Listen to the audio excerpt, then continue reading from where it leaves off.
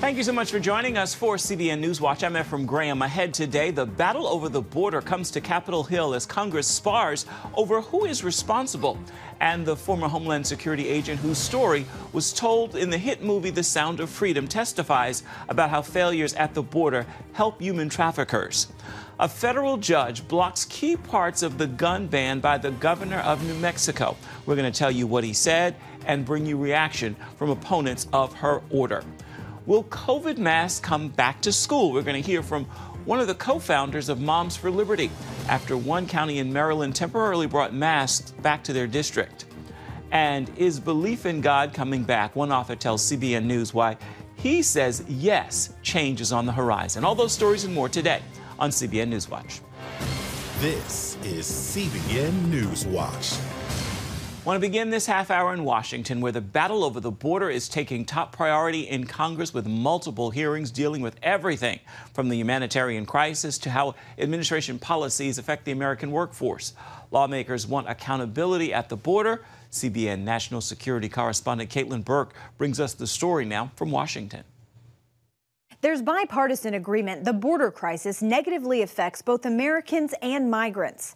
The big disconnect comes in who's to blame. President Biden took an oath to enforce our nation's laws, and yet he's not doing that on the subject of immigration. It was actually the Trump administration's border policies that imposed devastating human costs, particularly on families and children. During a House Homeland Security Committee hearing, Tim Ballard, a former DHS agent and inspiration of the film Sound of Freedom, testified that failure to secure the border benefits human traffickers. I have personally seen how ports of entry were responsible for helping rescue a child, catch a sexual predator, and start a chain of events that rescued multiple children from his abuse. Ballard also pointed to data from the Health and Human Services Department showing at least 85,000 unaccompanied minors have disappeared after entering the U.S. and being placed in the custody of unvetted sponsors. It's more difficult to adopt a cat from a shelter in the United States than it is to go down and take one of these children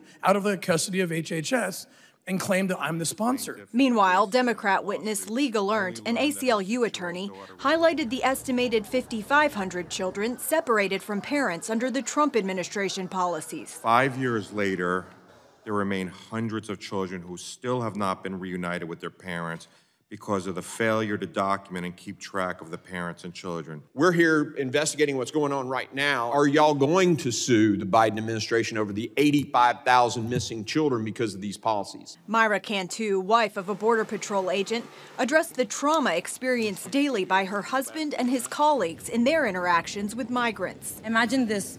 A child who has just been through a horrible, traumatizing journey, may have possibly been raped or tortured by bad people, has now gained the trust of a Border Patrol agent.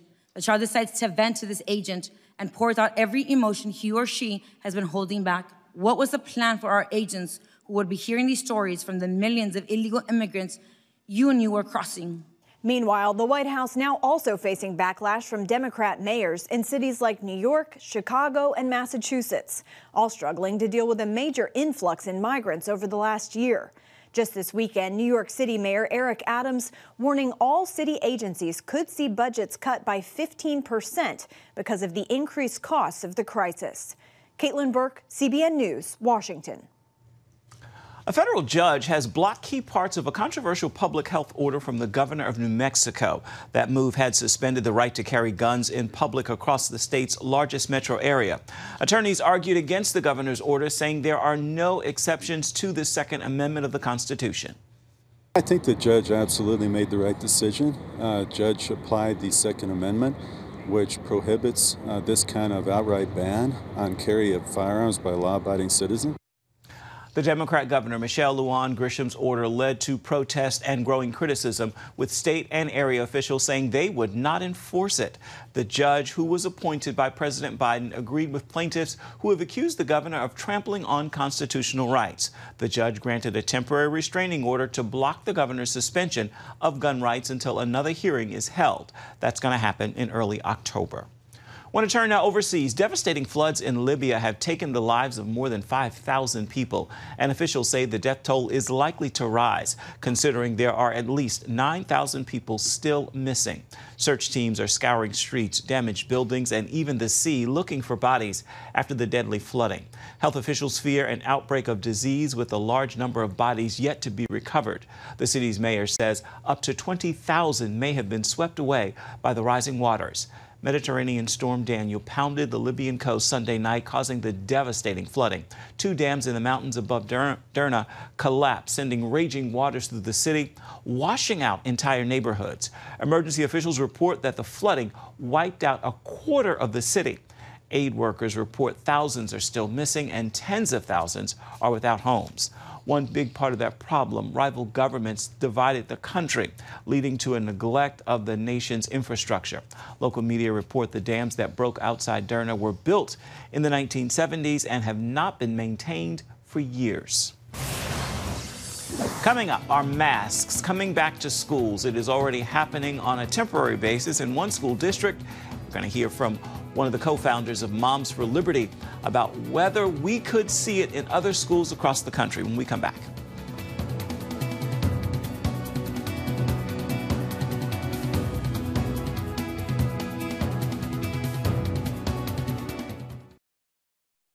Hi, I'm Terry Mewson, and I'm here to tell you how the CBN animated Bible series Superbook is transforming the lives of millions of children around the world. Your help is urgently needed because it's during these critical years of childhood that most people make their lifelong decision to follow Jesus. You can be part of this critical mission with a gift of any amount. As a special thank you, you'll receive the complete Superbook Season 1 DVD set.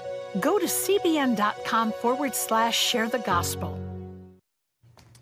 Masking up again, at least until the end of this week in Montgomery County, Maryland. 3 students at Rosemary Hills Elementary in Silver Spring tested positive for COVID. Gary Lane asked the co-founder of Moms for Liberty, Bridget Ziegler, if she thinks Montgomery County's response will spread to other public schools across the nation. I think parents particularly, are incredibly alarmed to see a school district bring forward that component of mask or the option or risks of mask after we saw children's learning abilities decline substantially. We saw a speech diagnosis, I think it was more than double since the pandemic, and it's all because, again, putting masks across a child's face or an adult's face really does create an impediment to a learning environment. And again, when you think about the goal and mission of an educational institution, it's to create an environment for a child to academically thrive. And this hysteria of masks, when we know it doesn't work, is alarming, and it has parents fed up. Well, I understand when little children are learning to speak well, they look at your lips and how you enunciate and pronounce things. And it's a little difficult with a mask, is it not? That is a concern.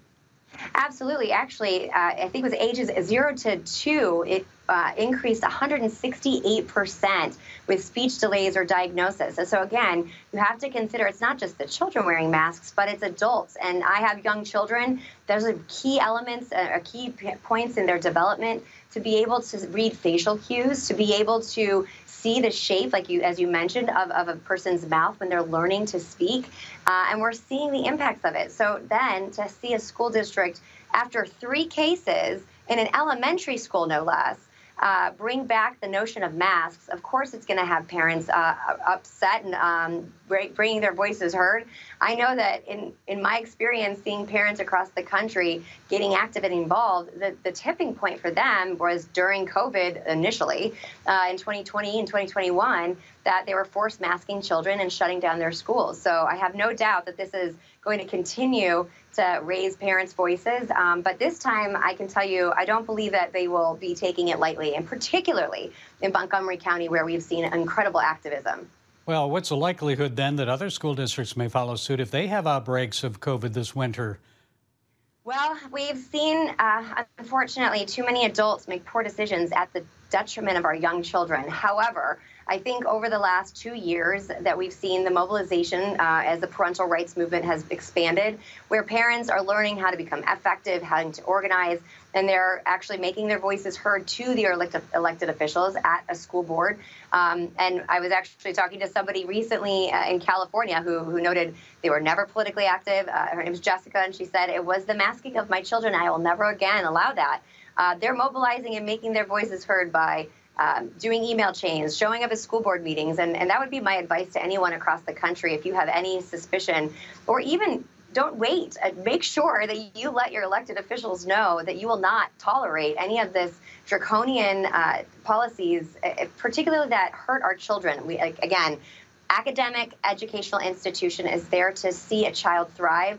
And we know for a fact that these masks have had a detrimental impact on children's development. And it's really, it's alarming, but I believe it's more about control than health at the end of the day. Well, as you suggested, it seems if masking is reinstated this fall and winter, there's going to be a backlash from a lot of parents across the country. So what do you expect might happen here?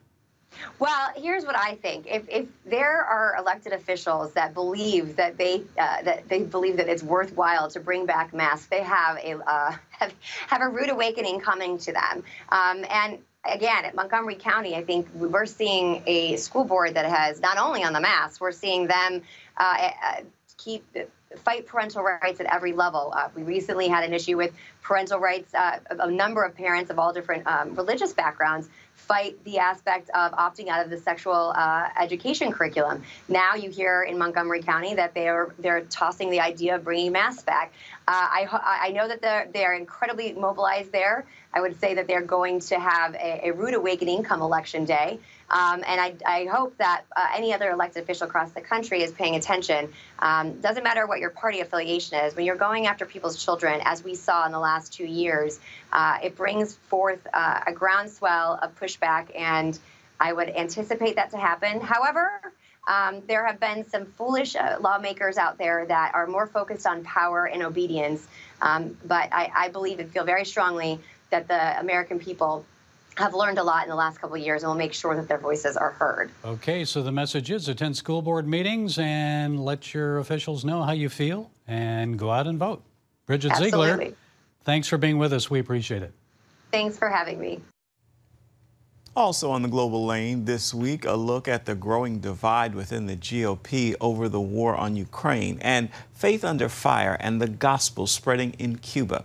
You can catch the global lane tonight on the CBN News Channel. It begins at 8:30 Eastern. You can also see it on the CBN News app or on YouTube.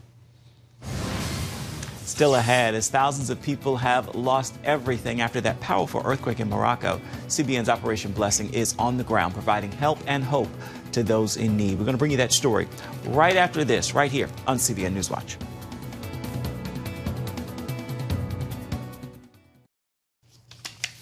In Morocco, CBN's Operation Blessing has been delivering relief supplies to victims of that major earthquake last weekend. Although many survivors lost nearly everything, the Operation Blessing's teams are bringing them help and hope. CBN's Chris Mitchell brings us that story now from the quake zone.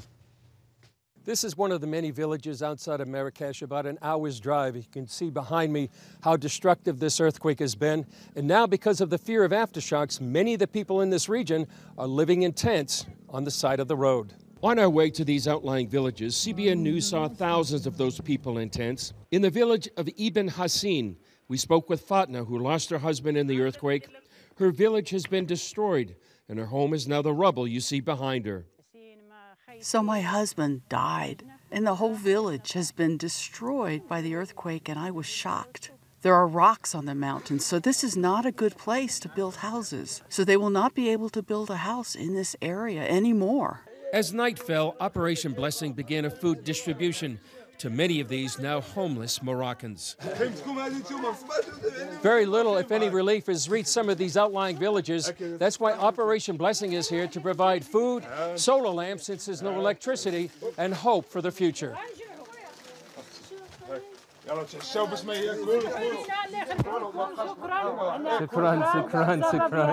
It's just really humbling because of the support that our generous donors have gone to give us the opportunity to be instruments of love here in Morocco, but to also share with the people and hear their stories of loss and of devastation and start to bring that hope. It really touches you in your heart. The heartbeat of many of these relief operations by Operation Blessing is the volunteers who come to give their time and efforts to bring hope and help to these people in need.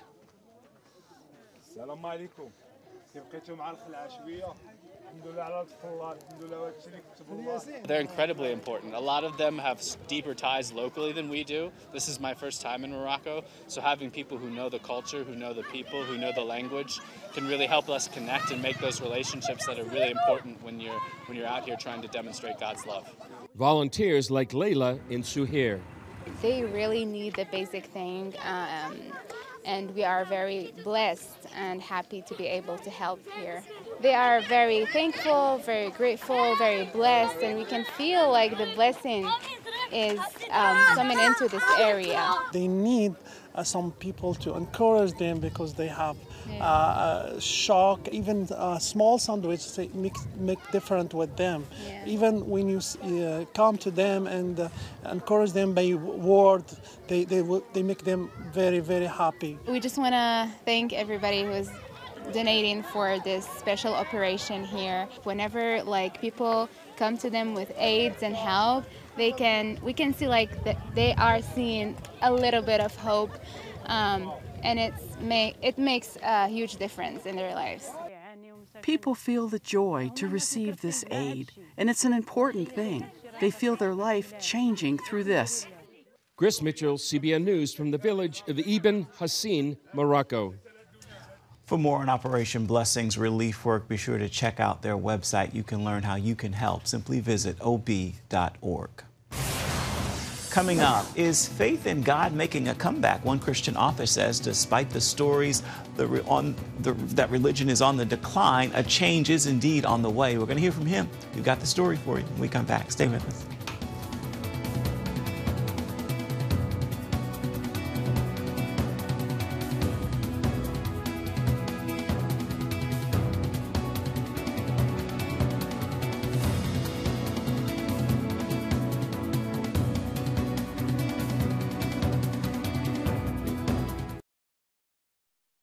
On October 1st, 1961, history was made when a tiny station began transmitting the first signals of the Christian Broadcasting Network. CBN, the Christian Broadcasting Network. And now, a new era has begun with the all-new CBN News Channel. Just moments ago, the Iron Dome intercepted an incoming rocket right on the Gaza border. Administering in this area, spiritual warfare is definitely involved. A 24/7 news network, bringing you the news you want from a source you can trust. In Kenya, 40% of the medical services are actually provided by these Christian hospitals. Let's talk about the economy. Believers here are joining together to win people to Jesus Christ. All your favorite shows now in one place, all day, every day. The CBN News Channel. Download the app or visit cbnnewschannel.com. CBN News. We keep reading how Americans are losing their religion and that it's not important in their lives, but not everyone agrees. Charlene Aaron recently sat down with one author who is convinced change is on the horizon. Could we be witnessing a return of belief in God in our generation? In his new book, The Surprising Rebirth of Belief in God, Justin Brierley outlines the rising of a new conversation about Christianity and God. We've seen the increasing decline of church-going, the number of people who profess Christian faith of any kind. But I don't think those statistics tell us the whole story. Justin Brierley, former host of the popular podcast Unbelievable, which featured debates between Christians and non-Christians, is diving into the issue. In his latest book, The Surprising Rebirth of Belief in God, Why New Atheism Grew Old and Secular Thinkers Are Considering Christianity Again, Brierley says some are taking a closer look at faith as they search for meaning. I'm finding a lot more people now opening up to the idea that there may be more. I believe we are seeing room for the Christian story to emerge again in our culture, including among some well-known secular intellectuals. Interesting characters like Jordan Peterson. He's a psychologist from Canada, but he has drawn hundreds of thousands of people to his lectures, his YouTube channel, his podcast, and very much putting in front of them the fact that Christianity needs to be taken seriously. This is even as a non-believer himself. He's recognizing the value of Christianity. And then I've also seen interesting thinkers who have crossed the line to faith. So many that I could mention from the book who are very surprising converts. And I think they're just a telltale sign that the tide is beginning to turn on the Western atheistic sort of secular culture, that people are actually looking for meaning. And you'd be surprised at who's finding answers in Christianity. Brierley also explains why new atheism, the belief that religion is the breeding ground for hostility, violence, and crime in our society, is failing. The architects of that phenomenon, people like Richard Dawkins and Sam Harris, they thought that they could basically get rid of God belief in people by kind of arguing it out of them. That has really dwindled. In many ways, it's in the back mirror now. I think people are realizing you can only run on that story of materialist atheism for so long before it stops giving you any answers. As many seek for meaning, spiritual hunger is on the rise. Earlier this year, Christians from across the country flocked to Asbury University after students led a spontaneous prayer service that lasted for weeks. And as CBN News has reported, collegiate ministry leaders point to the incredible spiritual appetite among many of today's students. They have no religious background. They haven't stepped foot in a church, but 80% of them are spiritually open. There is a spiritual hunger out there among this generation, but it is completely and totally undirected. They're hungry for something, they don't know what, and they're open to anything. All signs of hope that Brierley encourages the church to embrace, despite cultural trends that say otherwise. God is always doing a new thing. There's always a renewal season around the corner. And I think there's been an intellectual renewal going on over the last several years. And so I'm excited about that. Charlene Aaron, CBN News. God is doing a new thing. Time now for your Thursday Thankful. And today I hope you'll join me in this prayer of gratitude. God, thank you for your goodness and for your grace. They are an overwhelming wonder to my soul. Amen and amen. And with that prayer, I hope you'll make your Thursday a day of thanksgiving. An attitude of gratitude is indeed transformational. Well, that is going to do it for this edition of CBN NewsWatch. I want to remind you can always find more of our news programs on the CBN News channel. You can find them there at any time as well as online, and that address is cbnnews.com. We'd love to know what you think about the stories you've seen here today or any day. You can email us. The address right there at the bottom of your screen, newswatch@cbn.com. And of course, you can always reach out and touch us on Facebook, Twitter, and Instagram. We'd love to hear from you. Join us right back here, same time tomorrow. Goodbye and God bless.